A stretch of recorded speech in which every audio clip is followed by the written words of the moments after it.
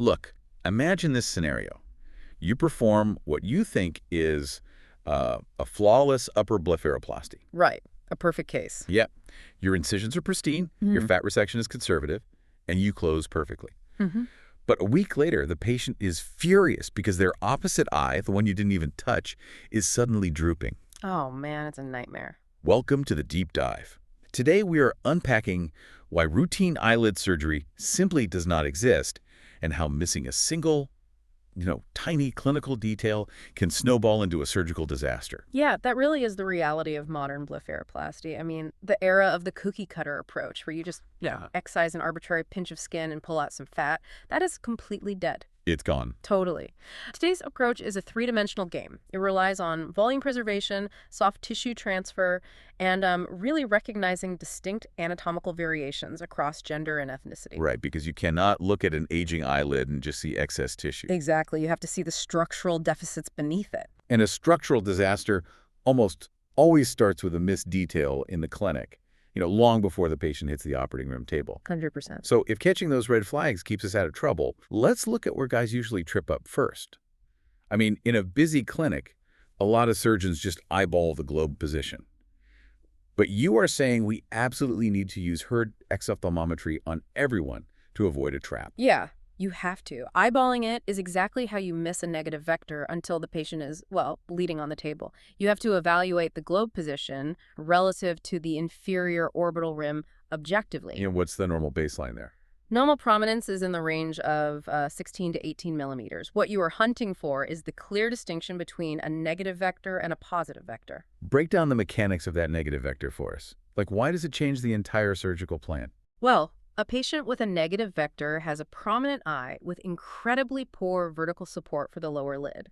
If you look at them on a lateral view, the anterior aspect of the globe projects way past the underlying soft tissue and bone of the infraorbital rim. So there's essentially no bony shelf underneath. Right, no bony shelf supporting that lower lid.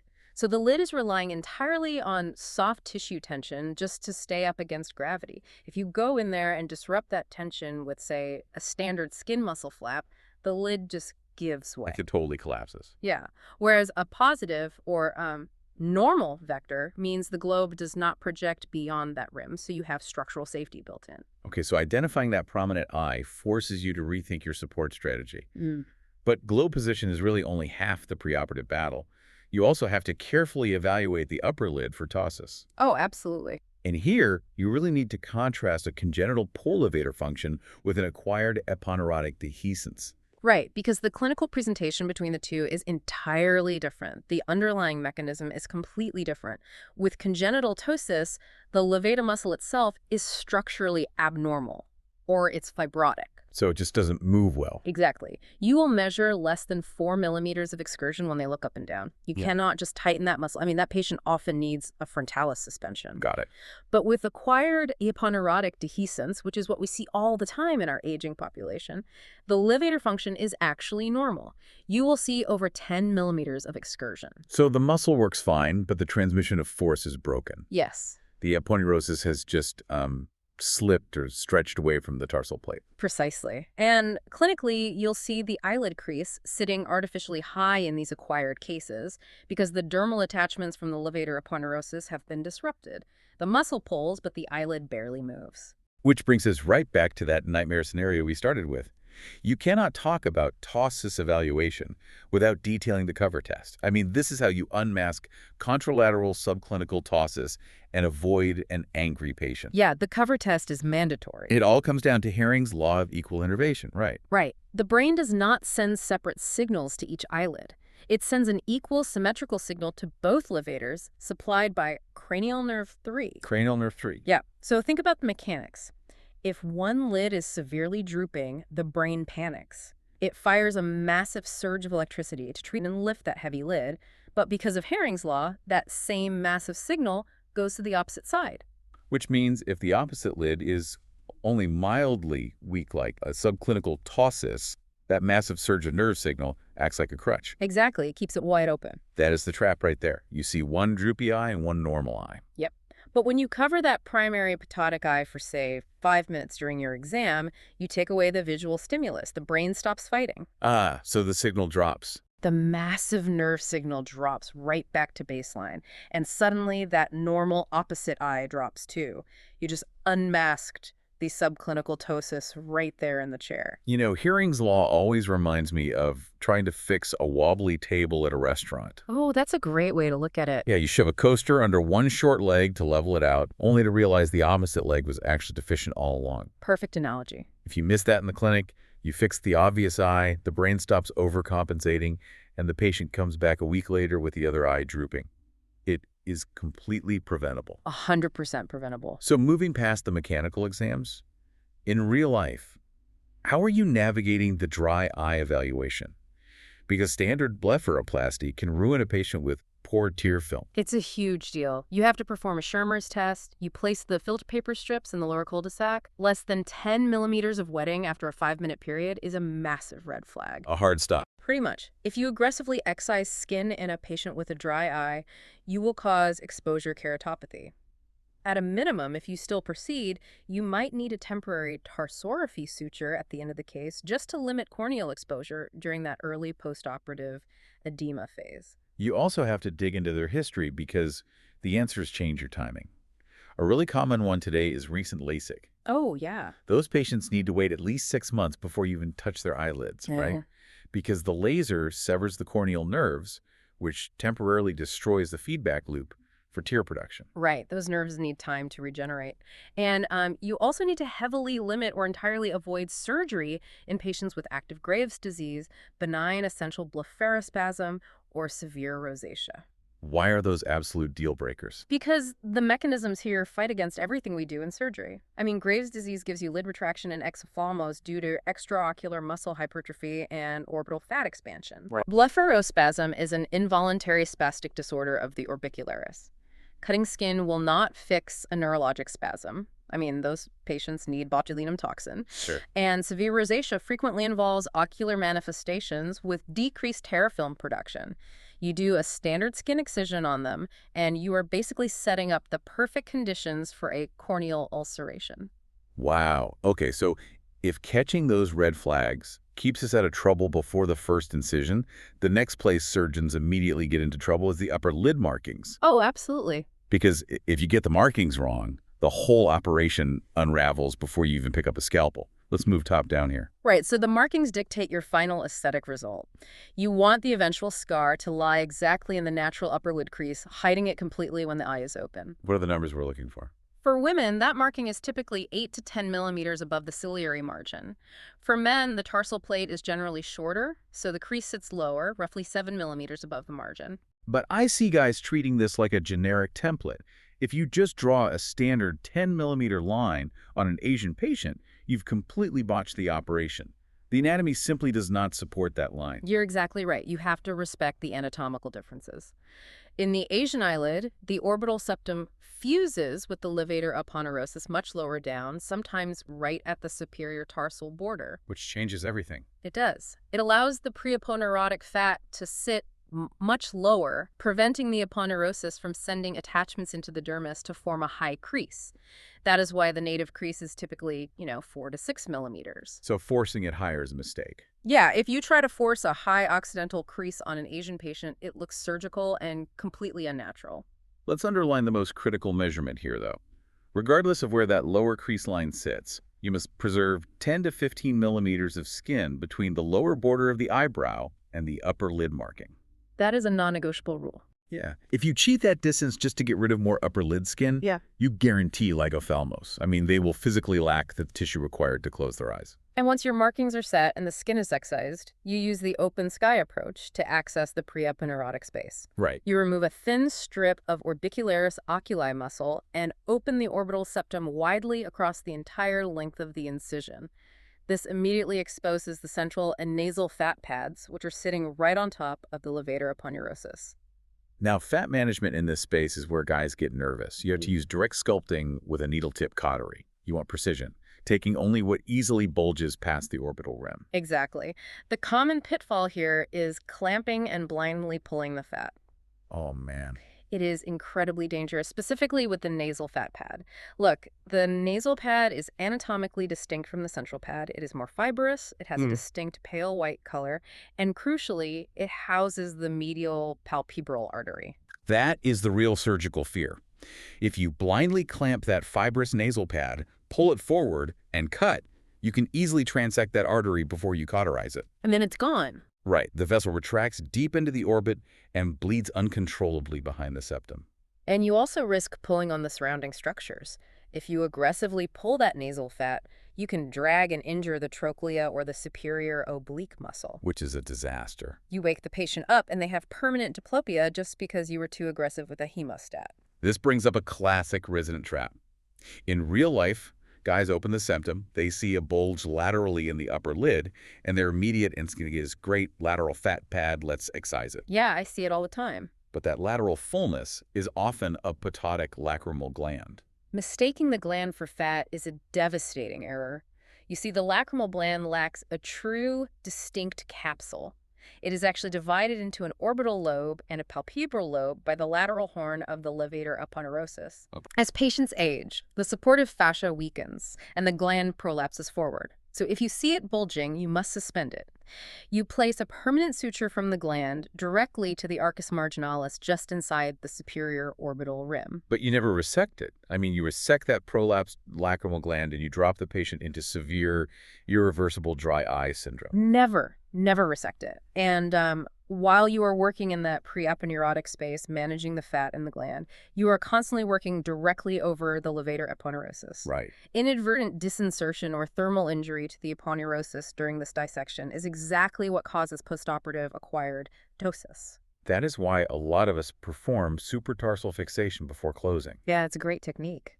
You place a horizontal mattress suture, incorporating the pretarsal skin, taking a bite of the orbicularis muscle, and anchoring it directly to the levator aponeurosis at the mid-pupillary line.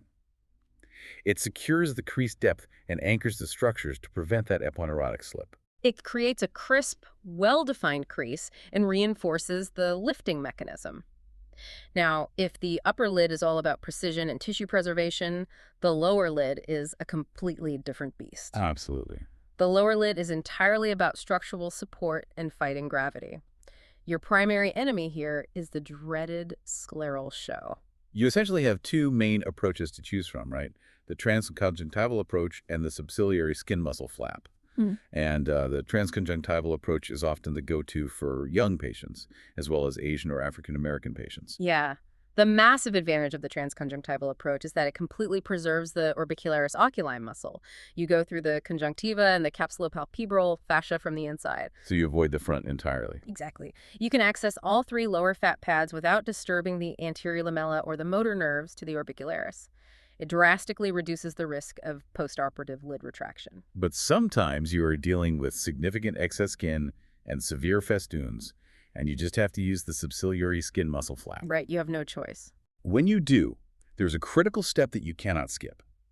You make your subciliary incision, but then you make a stair-step incision down through the orbicularis to leave a 5mm pretarsal strip of muscle intact against the tarsal plate. Leaving that 5mm pretarsal orbicularis strip is non-negotiable. That specific segment of muscle is responsible for maintaining the involuntary blink mechanism and, preserving the resting lower lid tone. If you take that away. If you strip that muscle completely off the tarsus, the lid loses its dynamic support and just sags. Once past that strip, you dissect the skin muscle flap anterior to the septum down to the infraorbital rim, and you release the orbitomalar ligament to drape the tissue upward. And as you access the lower orbital fat, whether from the inside or outside, you have to navigate the danger zone. The inferior oblique muscle sits dangerously right between the central and nasal fat pads. Yes. It is the most commonly injured extraocular muscle in all of blepharoplasty. It originates from the maxillary bone right near the lacrimal fossa and courses laterally and posteriorly between those two pads. If you are blindly cauterizing deep in that pocket, or if you are aggressively transposing fat over the rim and drag the muscle with it, you will cause thermal or mechanical injury to the inferior oblique. And before you even manipulate that lower lid fat, you need to know the baseline tension of the lid. You do this with the distraction test intraoperatively, or ideally in the clinic beforehand. Right. You pull the lower lid away from the globe, 1 to 2 millimeters of distraction is mild, normal laxity, but anything over 6 millimeters of distraction demands a full lateral canthoplasty, not just a simple canthopexy. We really need to define that difference. Look, a simple canthopexy just passes a suture through the intact lateral retinaculum to tighten it. It assumes the structural integrity of the tendon is still there. Right. But with greater than 6 millimeters of distraction, that tarsoligamentous sling is completely shot. It is stretched beyond repair.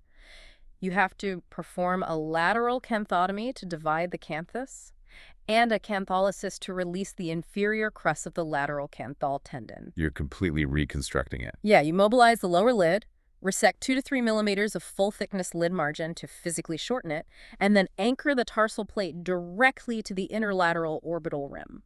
You know, I always think of lower lid laxity like a sagging hammock stretched between two trees. That's a good way to picture it. If you just trim the fabric, meaning you just cut out excess skin, the hammock is still going to sag as soon as you put weight on it. Or worse, the tension will cause the fabric to tear. Exactly. You have to tighten the actual anchor points on the tree.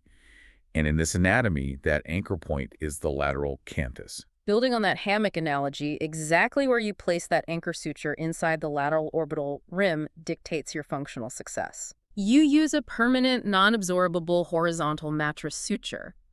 But the vector dynamics change entirely based on the globe prominence we discussed earlier. Give us the mechanical breakdown of those vectors. Like, if the globe is prominent, where does that suture go? So if a patient has prominent eyes, you require superplacement of the anchor suture. You have to attach it significantly higher on the inside of the lateral rim. Why higher? Because the prominent globe is constantly exerting a downward physical force on the lower lid margin. If you place your anchor at the standard horizontal level, that downward force pushes the lid down, and you end up clotheslining the lid below the limbus, causing massive scleral show. It just slides right under the equator of the globe. Exactly. Conversely, if the patient has deep-set eyes, the mechanics are reversed. You need more posterior internal placement along the rim to keep the lid opposed to the eye, but you must avoid superior overcorrection. Exactly right. With a deep-set eye, there is no downward force from a prominent globe to naturally settle the lid during healing. Right. Gravity isn't helping you in the same way. Yeah. If you place that anchor suture too high on the rim, it stays too high. The patient heals with an unnatural, upward-slanted lateral canthus. Nobody wants that. But look, even with perfect preoperative assessment and perfect intraoperative technique, complications happen. They always do. A good surgeon knows the anatomy, but a master surgeon knows how to bail out of a complication when everything goes sideways. And the absolute emergency you must recognize immediately is a retroorbital hematoma. Oh, this is a devastating event. It leads directly to permanent blindness if not managed in minutes. Literally minutes. Yes, a vessel retracts behind the orbital septum and bleeds into the closed space of the orbit. The pressure skyrockets. That expanding hematoma compresses the optic nerve and, more importantly, cuts off the central retinal artery circulation. So the patient complains of excruciating deep orbital pain. The globe is rock hard and their vision is fading. You do not have time to call ophthalmology for a consult. You have to act. It requires immediate surgical decompression. You perform a lateral canthotomy and an inferior cantholysis right there in the recovery room or even the emergency room. Just open them up. You physically open the surgical wounds, evacuate the clot to release the mechanical pressure, and you administer intravenous mannitol and acetazolamide to drop the intraocular pressure medically. That is the nightmare scenario. Yeah. A much more common yet, incredibly frustrating headache is chemosis, that severe jelly-like swelling of the conjunctiva. Very annoying. It happens because the lymphatic drainage of the conjunctiva gets disrupted during the dissection. You need a stepwise management plan to resolve it. Right. You start aggressively with heavy lubrication. If you notice significant chemosis at the end of the operation, you immediately place a temporary frost suture. Talk us through that. You pass a suture through the lower lid margin and tape it to the forehead to suspend the lower lid, closing the eye and protecting the cornea from exposure.